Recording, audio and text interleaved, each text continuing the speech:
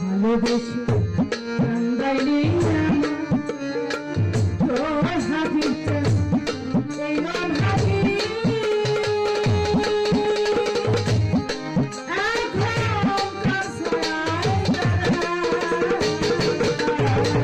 ভালোবেসে গাতালে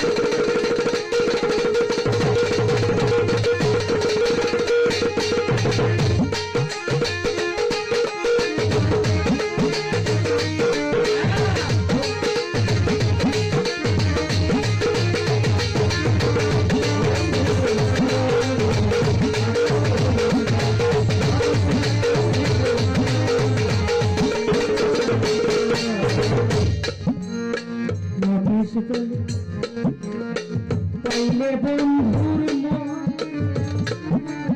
ও ভান্ডারি প্রেম করিয়া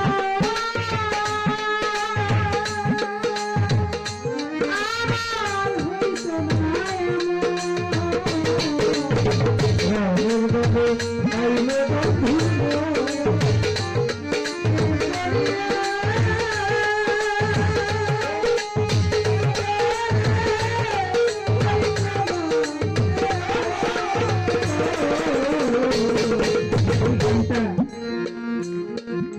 যিনি লিখেছেন রমেশ শীল, উনি কিন্তু একজন সনাতন ধর্মের মানুষ, হিন্দু মানুষ।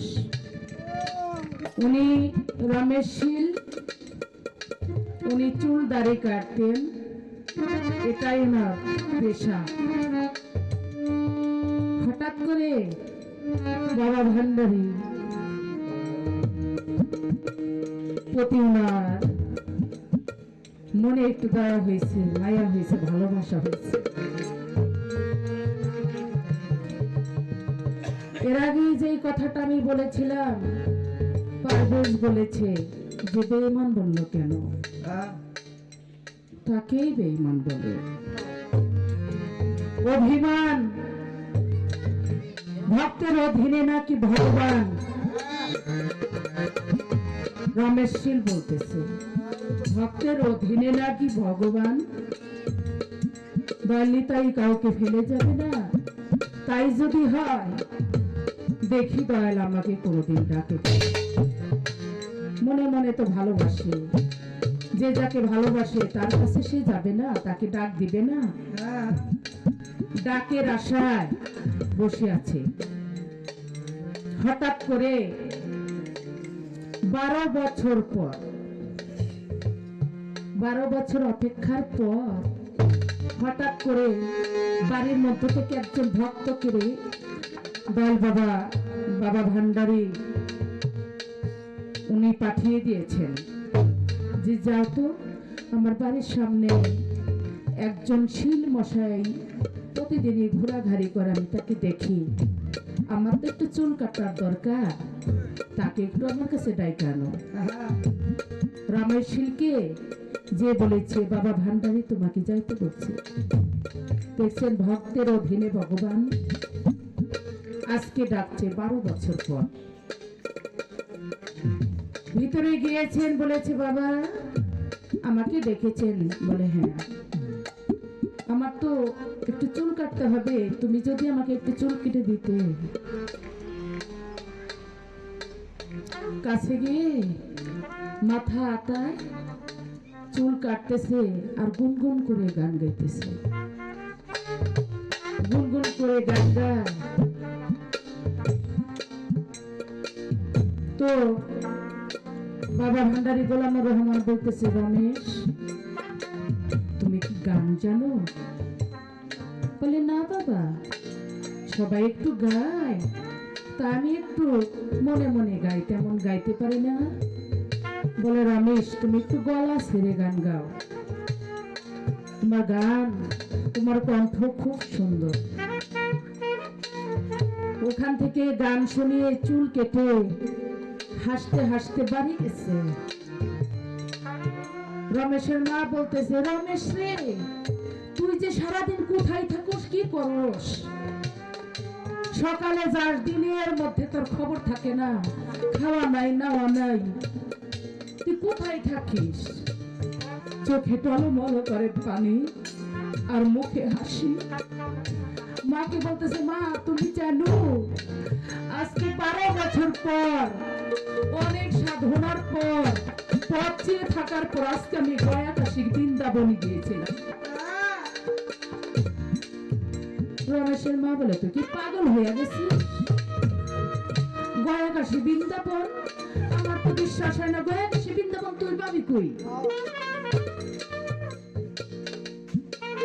রমেশ বলে, মা হ্যাঁ মা তুমি বিশ্বাস করো, আমি গয়া কাশী বৃন্দাবন গিয়েছিলাম। বললাম বিশ্বাস করি না, তুই আমাকে দেখাবি কোন বৃন্দাবন তুই গিয়েছিলি? রমেশ বলতেছে, তাহলে আমার সাথে চলো। হাঁটতে হাঁটতে যাইতে যাইতে ওই ভান্ডারের বাড়ির মধ্যে গেছে। বাড়ির মধ্যে যায় দুয়ারে দাঁড়ায় বলতেছে, মা এই যে আমার গয়া কাশী বৃন্দাবন, আজকে 12 বছর সাধনা করার পর আজকে গয়া কাশী বৃন্দাবন যাওয়ার অনুমতি আমি পেয়েছি। রমেশের মা বলে, কি বলিস তুই? এটা তো বাবা ভান্ডারের বাড়ি, এবারে তো আমি চিনি, তুই না বললি গয়া কাশী বৃন্দাবন? কহে আমার মনে মনে ভালোবাসার বাসা বেঁধেছিলাম, আজকে সেই ভালোবাসাটা করেছি। এটাই আমার গয়া কাশী বৃন্দাবন। মা বলতেছে, আমি বিশ্বাস করি না। কি করলে বিশ্বাস করবে মা তুমি?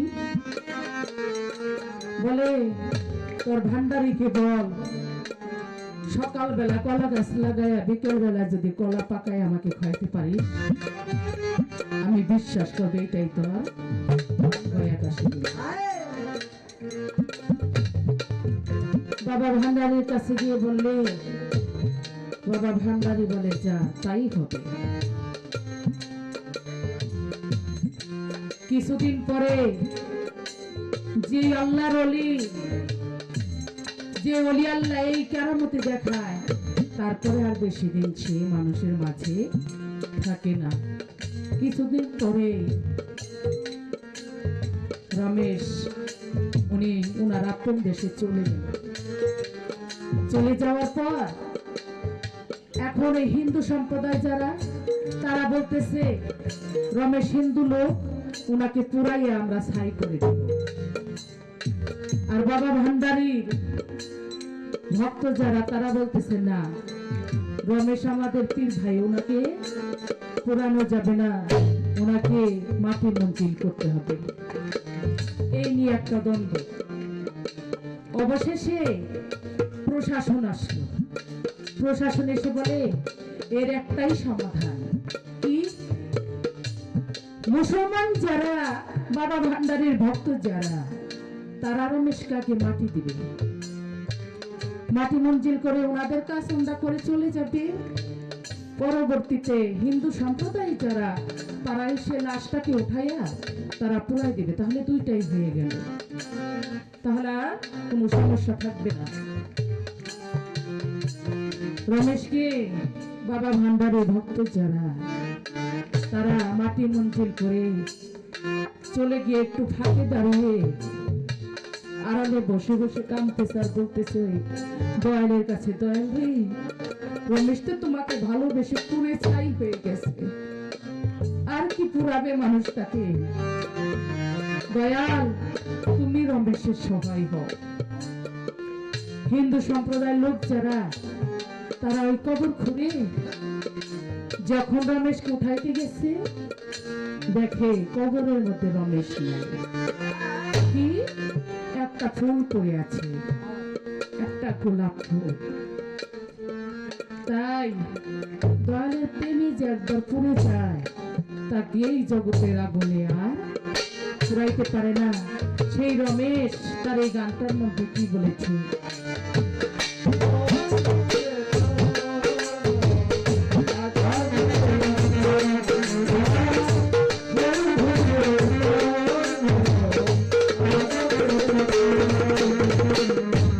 রমেশ বলে পাইলে বন্ধু ও ভান্ডার প্রেম করিয়া,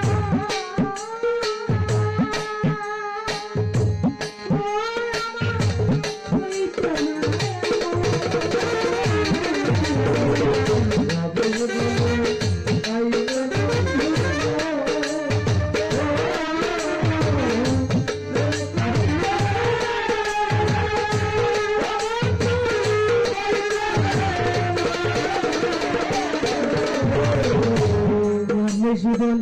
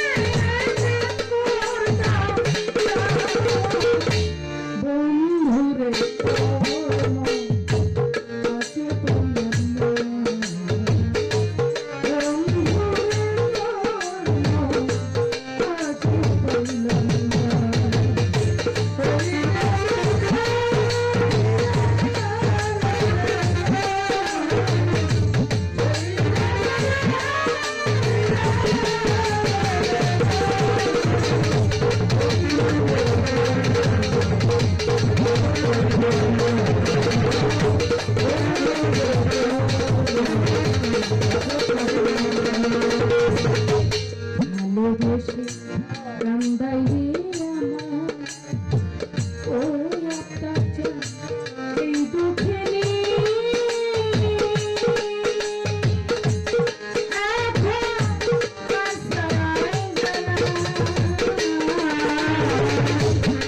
এখন